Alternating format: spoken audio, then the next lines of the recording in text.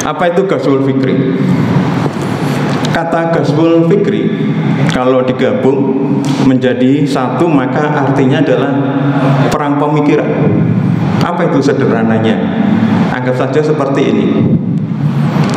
Waktu kemarin pemilu ada paslon 01, ada paslon 02, ada paslon 03. Masing-masing tim pemenangan berharap para pemilih memilih timnya ini. Maka tim atau juru kampanye atau pusat pemenangan itu akan berusaha untuk memberikan pemikiran ke pemilih bahwa timnya adalah sama-sama bagusnya. Maka kemudian terjadilah yang namanya perang pemikiran. Jadi misalnya contoh mana yang lebih baik, perubahan atau keberlanjutan. Nah, ini contoh, ini pemikiran ya. Maka di sini kemudian kita kenal istilah buzzer.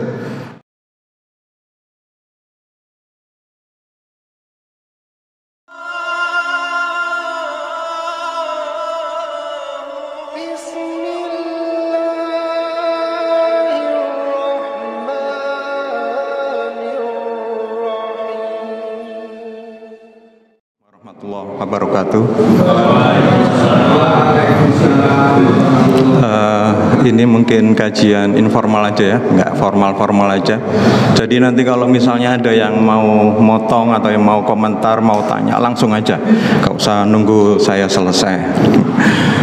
Raditu billahi robba wabil islami dina wabi muhammadin nabiyya warsulah robis rohli sodri wa yasirli amri wahlul ugdotam Robis rohli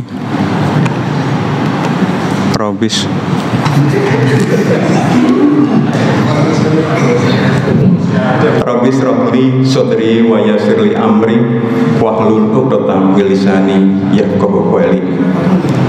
Bapak-bapak, ibu-ibu, mas-mas, mbak-mbak, dan mbak-mbak.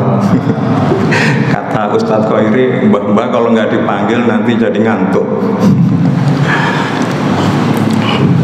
Hari ini saya diberi kesempatan untuk memberikan kultum. Jadi waktu saya sekitar 15 sampai 20 menit. Jadi nanti kalau misalnya sudah sampai waktu itu dan belum selesai, ya nanti lain kali kalau saya diundang. Kayak Ustadz Bro. Oke. Saya akan bertanya dulu, siapa yang mungkin tahu dengan pengertian atau istilah Ghazwul Fikri? Panitia, mungkin ada hadiah yang mau diberikan?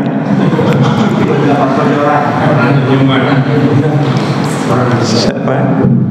Pak Udin tahu Ghazwul Fikri?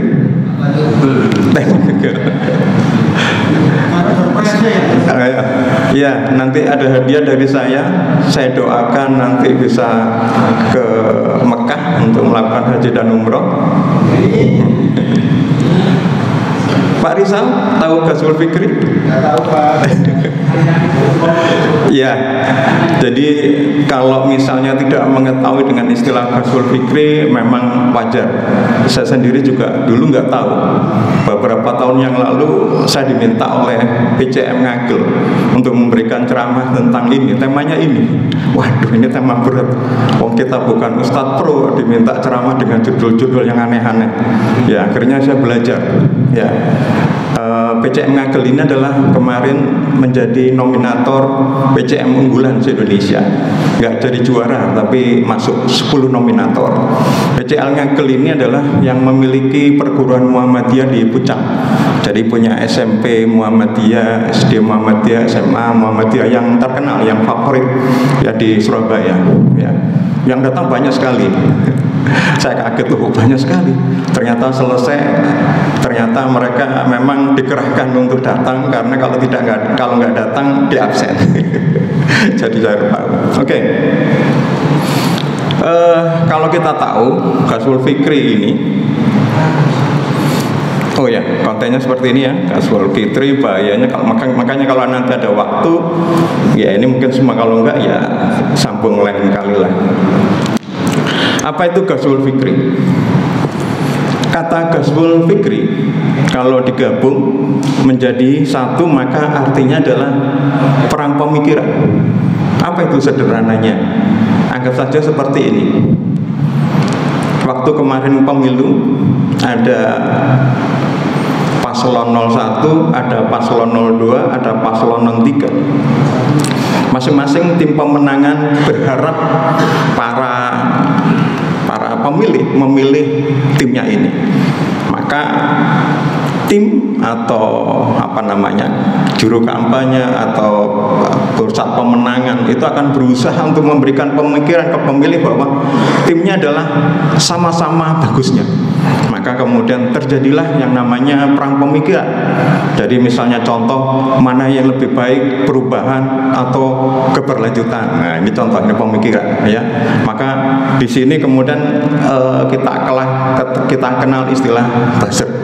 Buzzer ini adalah pada dasarnya adalah upaya untuk memenangkan pemikiran. Maka sebenarnya ngeri sekali tentang Ghazwul Fikri, karena seperti yang disampaikan oleh Hermann Göring, Menteri Penerangan di era Nazi, yaitu tahun 30-an 40-an, dia mengatakan bahwa kebohongan kalau diulang-ulang terus maka itu jadi kebenaran. Nah, ini ngeri kan? Makanya saya salut sama PJM kok temanya itu, karena ini memang penting dan kita tanpa sadar terjadi perang Ghazwul Fikri dan tanpa sadar kita malah membela yang seharusnya tidak kita bela. Jadi kalau kita lihat secara terminologis, Ghazwul Fikri itu adalah penyerangan dengan berbagai cara terhadap umat Islam guna mengeluarkan mereka dari agamanya atau meminimalkan, menjauhkan umat Islam dari nilai-nilai ajaran ilahiyah. Ini ngeri banget kan, tadi saya bilang, bayangkan kalau kemudian kita umat Islam tetapi kita sendiri menyerang umat Islam. Ini banyak sekali, coba dibaca di sosial media. Kita nggak habis pikir bagaimana umat Islam sendiri tapi yang tidak senang dengan umat Islam sendiri. Badan kita karena ngikutin dari tim mereka, maka kita membantu mereka secara tidak langsung menyerang umat Islam. Ya, nanti kita akan lihat bentuk-bentuknya. Bahayanya Ghazwul Fikri, yang pertama adalah penghancuran identitas budaya dan agama. Ghazwul Fikri dapat mengarah pada pengurangan, dierosi, dikurangi sedikit-sedikit nilai-nilai budaya dan agama, terutama melalui penyebaran ideologi, gaya hidup, dan pemikiran yang bertentangan dengan ajaran Islam. Contohnya misalnya terkait dengan Islam liberal. Ya, dengan Islam liberal kemudian orang berharap bahwa orang yang memberikan ajaran tadi itu mengikuti ajaran Islam liberal. Contoh misalnya Islam, ajaran agama itu semuanya sama, termasuk Islam. Padahal di dalam Al-Quran tidak mungkin agama itu sama. Coba baca di surat Al-Baqarah, Ali Imran di awal-awal itu sebutkan berkali-kali bahwa agama itu tidak sama. Bagaimana mungkin sama? Cara melakukan pendekatannya berbeda. Tapi karena dihajar terus, akhirnya kita melakukan itu. Contoh yang sederhana misalnya kita memberikan salam lintas agama. Saya sendiri nggak hafal sampai sekarang karena tidak saya hafal. Nah, itu contoh bahwa semuanya agama. Kalau seperti ini, bahkan seperti ada campuran, tetap saya akan memberikan salam assalamualaikum, paling ditambah resmi selamat siang, selamat pagi, gitu aja, nggak usah ditambah-tambahin seperti ini. Contoh ya. Kemudian yang kedua, Ghazwul Fikri ini bahayanya adalah penyebaran nilai-nilai bertentangan dengan agama melalui media pendidikan, propaganda, nilai-nilai seperti materialisme, hedonisme, sekularisme, dan liberalisme dapat disebarkan. Contoh yang sekarang disebarkan dan secara tidak langsung kita mengikuti adalah paham tentang materialisme. Betapa kita umat Islam, tetapi kita, contoh aja lah, bapak-bapak di sini pasti puasa. Suatu ketika misalnya, mohon maaf, mungkin ada yang belum mandi atau bersikat gigi ya. Tiba-tiba seperti ini dengarkan saya ceramah, loh, kok masih nyandol lagi nih ya. Terus kemudian diambil, mikir tak ambil, tak makan apa enggak? Pasti enggak berani. Ya, wudu masuk sini takut untuk minum. Kita puasa, takut minum, makan sekecil apapun, tapi dengan santai kita makan sesuatu yang haram, melakukan sesuatu yang haram dengan santai. Ya, contoh misalnya kalau pedagang timbangannya nggak sama. Saya pernah riset, ya bukan riset ya, survei kecil-kecilan di pasar saya di Taman Suka Asri. Itu saya lihat timbangannya nggak pernah ada yang sama, nggak pernah yang standar. Jadi timbangan yang model jungkat-jungkit itu kan ada kayak tempatnya kan. Normalnya kalau diberi tempat, posisinya kan pasti imbang kan. Tapi coba lihatlah pedagang itu semuanya, pasti di tempatnya ini yang tepat untuk sesuatu yang ditimbang itu pasti ada anak timbang, atau di sini anak timbangnya mancap di sini. Jadi kalau dia misalnya mau ngambil barang untuk ditimbang, ini dia ambil, dimasukkan dulu, ini nggak perlu diletakkan, kita baru ngambil dulu, diletakkan, baru ini dilepas.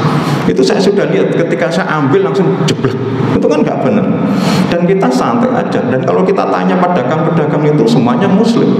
Dan ini contohnya apa? Karena masalah liberalis, ya. Dan contoh, misalnya contoh yang kemarin koruptor itu juga pasti Islam. Gajinya berapa per bulan? Miliaran, 2,5 miliar per bulan.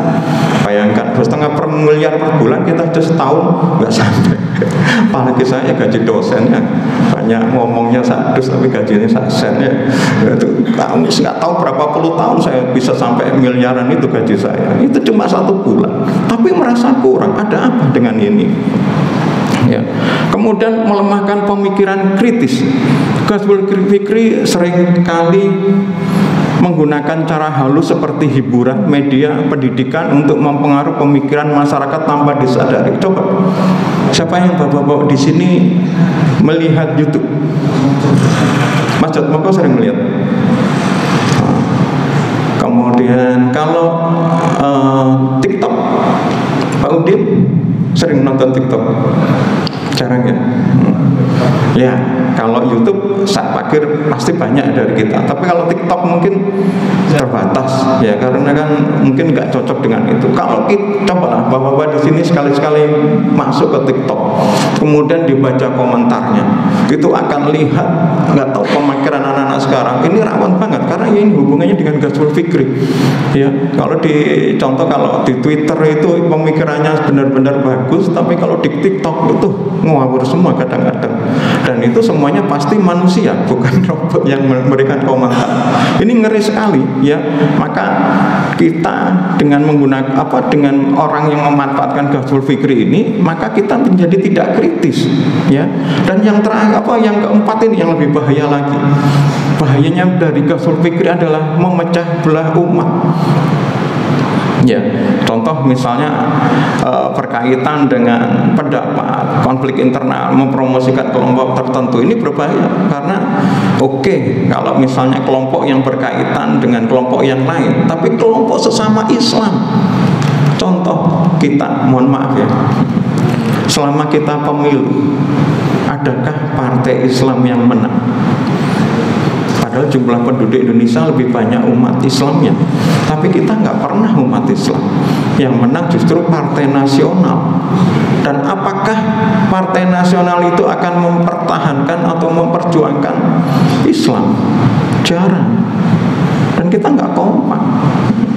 Ya karena seperti ini dipecah belah. Ya, bayangkan kalau semuanya adalah kompak, kita pasti akan berdasarkan sesuai dengan konsep Islam. Padahal Islam itu universal. Islam itu bukan harus begini, enggak. Ini Islam.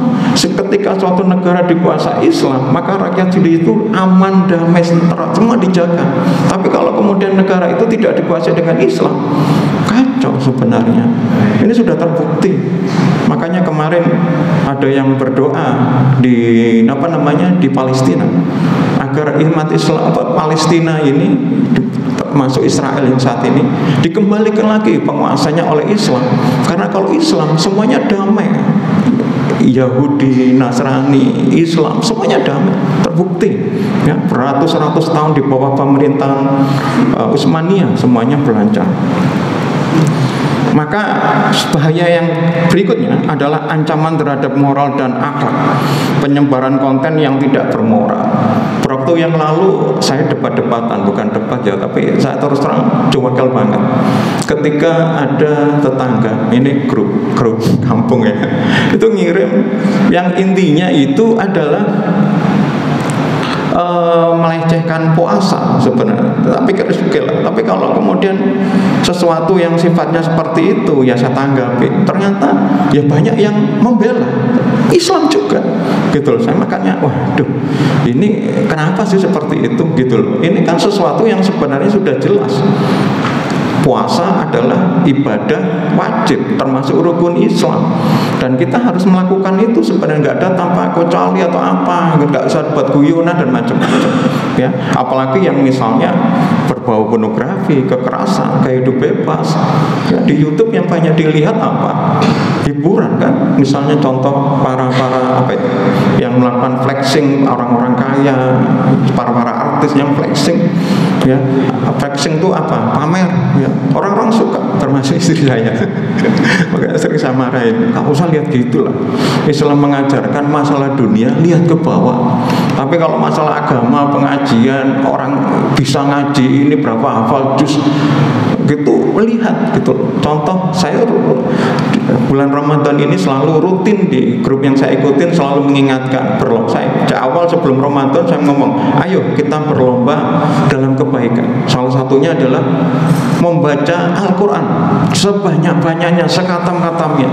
Dan ternyata saya ngomong, ayo sekali khatam dapat hadiah. Ini di keluarga saya, jadi kurang seperti itu.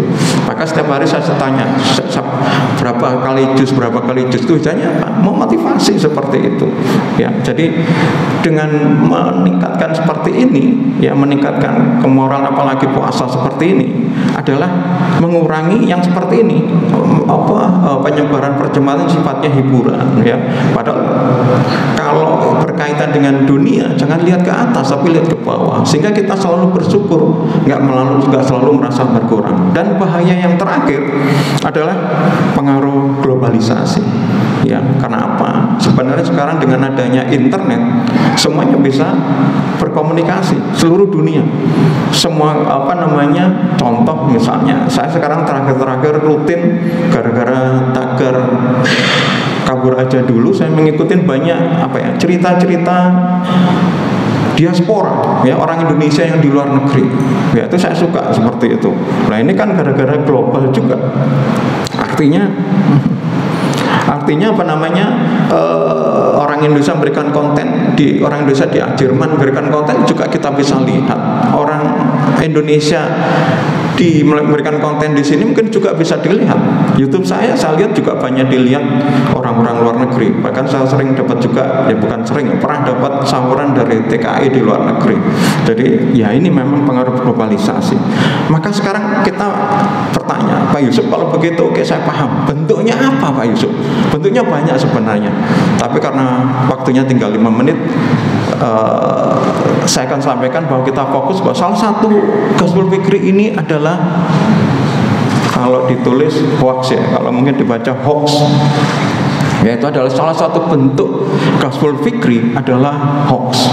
Apa itu hoax? Oh ya, ini contoh Ghazwul Fikri. Misalnya contoh begini, sering mungkin kita pernah dapat, misalnya mengabarkan bahwa di waktu ini kita harus puasa. Kalau tidak puasa maka nanti kalau bahkan tidak menyebarkan ini nanti kena kesialan gitu. Kalau menyebarkan ini nanti akan dapat ini. Ini kan nggak ada dalilnya, tapi kita dengan senang hati melakukannya, padahal kita nggak tahu tujuannya apa. Contoh yang menakutkan ini seringkali saya selalu terpaksa, dengan maaf terpaksa kadang-kadang saya mengcounter. Karena apa? Saya takut kemudian orang-orang dengan misalnya anggap Al-Quran palsu, kemudian mereka menakut-nakutin, akhirnya nggak beli Al-Quran. Padahal Al-Quran ini orang-orang, juara orang-orang punya Al-Quran, tapi sudah juara memiliki Al-Quran terus kemudian nggak mau beli Al-Quran. Saya sendiri suka beli Al-Quran, di rumah itu banyak versi Al-Quran. Kenapa? Ternyata Al-Qurannya sama memang, tetapi terjemahan itu berbeda-beda. Maka saya kalau lihat ada Al-Quran bagus, terjemahnya bagus, atau pekerjaan yang lain dengan yang biasanya, saya beli. Ya, jadi banyak sekali model-model seperti itu, dan saya baca terus sama terjemahnya. Oh, saya bandingkan. Nah ini kalau ada seperti ini orang-orang takut. Contoh misalnya waktu yang lalu ada sebaran di WA bahwa surat surat Al-Maidah ayat 51 dikatakan bahwa Al-Quran ini terjemahannya salah, hati-hati dengan Al-Quran ini. Al-Quran ini palsu. Apa terjemahannya? Yang dikatakan sebagai aku lupa, pokoknya terjemahannya itu teman setia ya, 51 itu. Padahal teman setia itu terjemahan resmi dari Kemenak. Terjemahan resmi dari Kemenak. Lah kalau kemudian dikatakan bahwa itu palsu, ya gak ada. Semua orang-orang yang Al-Quran yang resmi itu terjemahannya pasti Kemenak ya, yang tulisan terjemahan Kemenak resmi seperti itu. Padahal itu asli dari pemerintah. Kalau dikatakan ini palsu, gak ada yang beli Al-Quran. Itu tujuannya seperti itu, menjauhkan orang Islam dari Al-Quran. Kalau orang sudah jauh dari Al-Quran, hanya beli Al-Quran Arabnya saja, bagaimana kita akan bisa menjalankan perintah itu? Al-Quran itu bukan lagu yang kita dengarkan kemudian kita nyanyikan. Al-Quran itu petunjuk, furqan, dijalankan. Maka seperti sekarang ini coba waktunya untuk membaca Al-Quran dengan terjemahannya. Jangan sekedar cuma berapa kali kamu matam? 10 kali, tapi hanya dibaca. Cobalah membaca Al-Quran dengan terjemahannya minimal sekali dalam hidup. Ya, kalau saya sih mungkin sombong kan, seperti karena saya membaca Al-Quran dengan terjemahannya. Ya, apalagi dengan ini kalau sudah saya baca dari Al-Quran yang lain sudah terjemahannya. Tambah lagi tafsir yang bagus. Bapak-bapak kalau mau tafsir yang cocok dengan Indonesia menurut kita adalah tafsirnya Buya Hamka Al-Azhar itu. Cuma mahal sekali. Satu jilid itu harganya sekitar 400.000. Ya, saya punya beberapa kan, makin lama makin naik, akhirnya berhenti. Ya, tapi ada soft copy-nya. Gak berani saya membaca soft copy karena ini Al-Quran dari suci, jangan sampai beli bacakannya. Seperti itu. Nah sekarang bagaimana cara memerangi ghazwul fikri? Ini sebenarnya peringatan dari Allah kok, di surat Al-Hujurat. Ya, ini sebenarnya pedoman kita, bukan sesuatu yang sederhana. Ya, Allah mengatakan, hai orang-orang yang beriman, jika seorang yang fasik ini bukan orang Islam, yang jelek lah, bahkan mungkin orang Islam tapi jelek ya, datang kepadamu membawa suatu berita, maka telitilah kebenarannya, agar kamu tidak mencelakakan suatu kaum karena kebodohan kita. Nanti kita lihat ternyata kita gampang share itu karena kebodohan kita, kecerobohan kita. Nanti saya lihat kan kalau udah waktunya. Yang akhirnya kamu menyesali perbuatan itu. Kenapa? Ketika sudah di-share nggak mungkin kemudian di-delete. Oke, di-delete, tapi siapa tahu ada yang sudah nge-share lagi. Dan sekali lagi, kalau di dalam agama, kalau kemudian kita mengajak kebaikan dan orang mengikuti kebaikan itu, maka kita dapat pahala.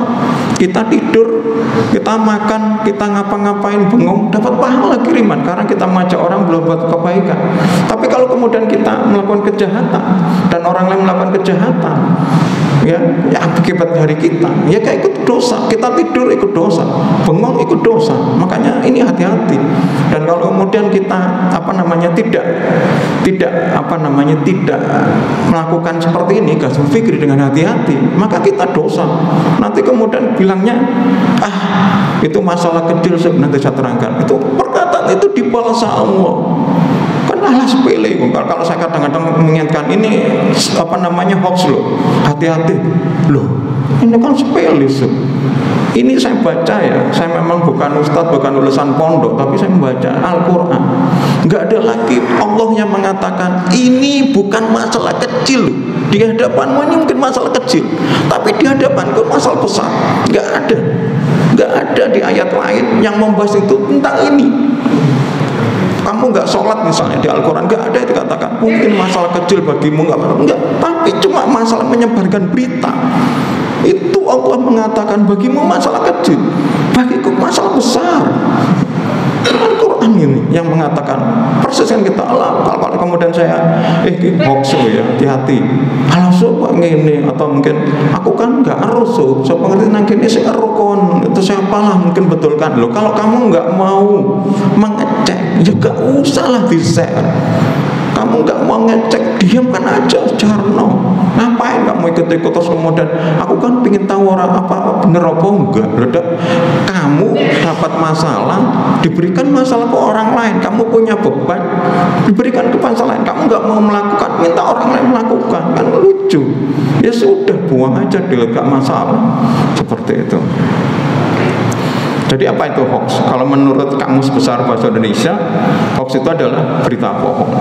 Kemudian berikutnya adalah sebuah beritaan palsu atau tidak benar, fakta yang dipelintir atau direkayasa. Jadi kalau kita lihat misalnya yang tadi itu Al-Quran palsu, yaitu terjemahan surat Al-Maidah 51, yaitu adalah tentang apa namanya?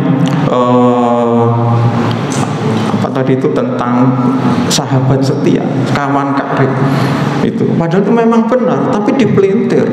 Ya, jadi apa namanya seperti itu. Ya, apa tujuan hoax? Salah satunya adalah Islamofobia, ketakutan terhadap Islam. Makanya di Indonesia sendiri yang banyak Islam, banyak kok Islamofobia.